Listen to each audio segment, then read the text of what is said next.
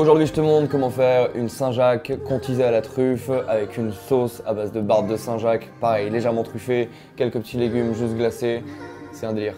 Aujourd'hui pour cette recette il va te falloir du thym, de la truffe, une bonne truffe française. Avec ça il va falloir de l'hélianthis, de la pomme de terre, les Saint-Jacques, de l'ail, les champignons de Paris, du beurre, du miel, là on est sur du miel de colza, moins fort, et de la bonne crème. Et voilà, et là tu auras de quoi faire une sublime recette de Saint-Jacques. N'utilise qu'un couteau pour les Saint-Jacques, utilise un couteau de merde, parce que tu vas bousiller ton fil. Et étant donné que j'en ai pas, on va retourner sur le bon vieux. Il y a toujours ce concept de tu rentres ta lame. C'est plus simple sur une Saint-Jacques. Tu écartes.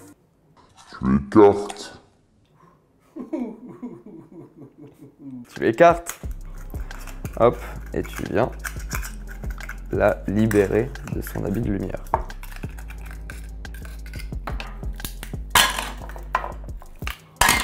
On a évidemment du sable.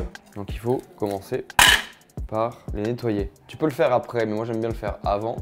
J'aime pas la sensation du sable, c'est pour ça que j'aime pas les plages d'ailleurs, je vais jamais sur une plage, parce que j'aime pas le sable. On est plus piscine à débordement, petit mojito et tu siffles pour avoir un gâteau quoi, les vacances. Donc je vais nettoyer mes petites Saint-Jacques, et là ça va être une perte de temps parce qu'en fait, du coup il faut les nettoyer 2 fois, mais au moins t'es sûr qu'elles soient clean. Et t'as pas de sable. Donc tu prends une cuillère, hop, et tu viens chercher ta noix.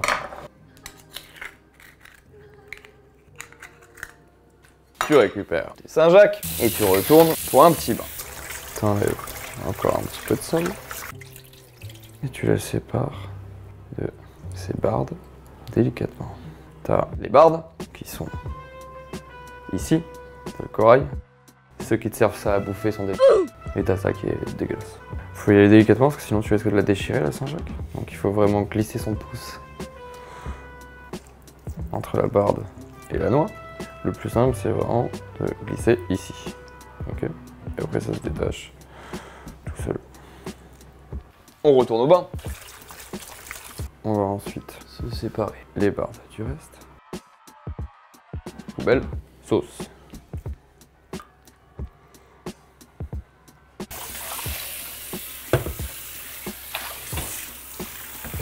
On récupère nos bardes. On va maintenant bien nettoyer.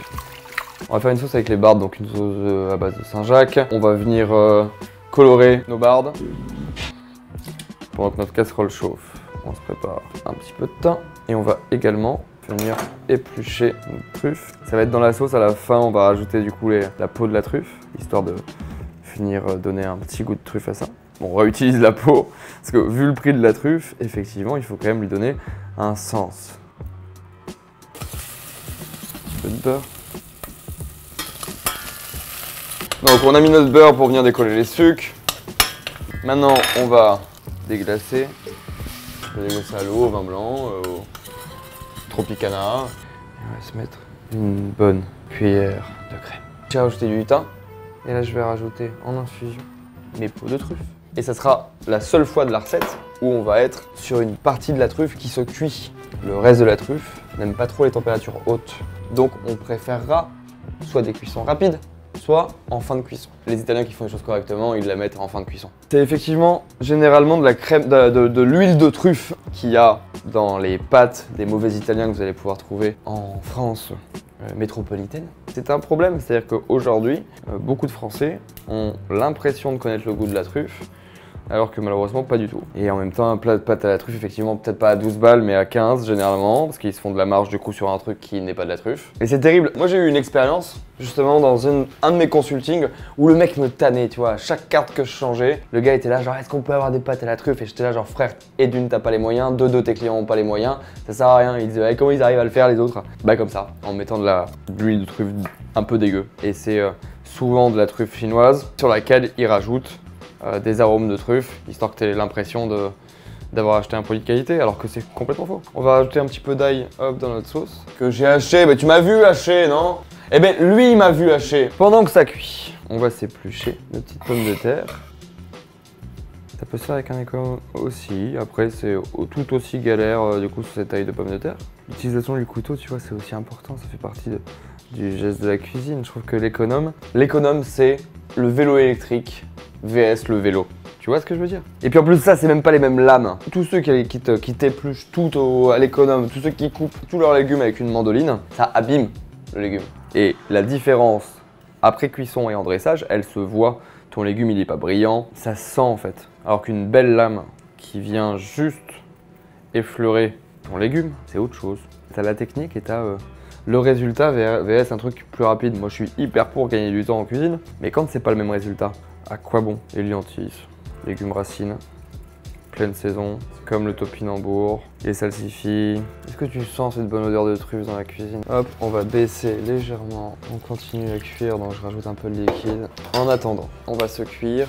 Hop, une noix de beurre. Vous qui êtes de plus en plus nombreux à suivre cette chaîne, n'hésitez pas à me donner des noms de recettes et je vous proposerai ma version. On va faire des trucs un peu plus modernes, un peu plus rigolos, parce que tout ce qu'il y a de classique, je pense que vous avez déjà votre compte sur Google. Vous pouvez suivre Philou ou 750 grammes. En revanche, des trucs marrants, il y en a moins. Des trucs marrants et techniques. Mais oui, venez, on joue ensemble.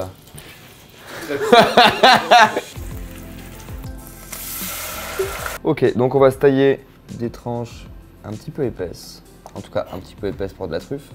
Un peu plus épais qu'une tranche de saucisson. Alors oui, vous pouvez remplacer effectivement la truffe par autre chose. Vous pouvez la remplacer par un champignon, tu vois, bien cuisiné. Ou un champignon de Paris accru. Là, on va en rajouter un petit peu dans la recette si je l'oublie pas. Le seul truc, c'est que vous remplacerez jamais ça, tu vois, qui fait la différence. On se récupère nos Saint-Jacques. On va venir légèrement découper, mais pas en entier. Tu t'arrêtes avant. On récupère notre truffe. On coupe de manière délicate.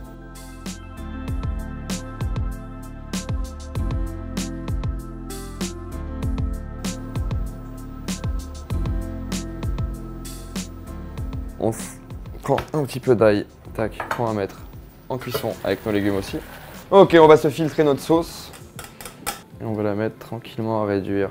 On va se tailler légèrement notre éliantis qui a été cuit entier pour des raisons de goût. Pour n'importe quel légume, de toute façon, on préférait les cuire entiers. On remet là-dedans, on va juste les glacer légèrement. Un petit peu de chocoji pour l'assaisonnement. Nos légumes, c'est prêt. Un petit peu de beurre. Il faut que le beurre soit fondu, mais pas non plus trop chaud. L'idée, c'est pas de venir colorer les Saint-Jacques, c'est juste de venir les remonter en température. Et on vient se poser nos Saint-Jacques.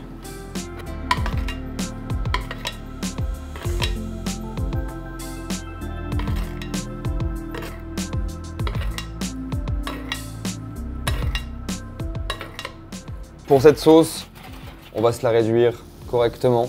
Elle a besoin de puissance. Elle est extrêmement nappante, effectivement. Il faut juste s'arrêter au bon moment, tu vois, pour pas qu'elle tranche. On vient se rajouter, du coup, un petit peu de sel pour l'assaisonnement de notre sauce. Un petit peu de miel de colza. On vient ensuite se poser, tac, nos Saint-Jacques truffés. Nos petites pommes de terre, l'éliantis. Last minute, on se coupe un petit peu de champignons de Paris, très finement. On récupère notre sauce.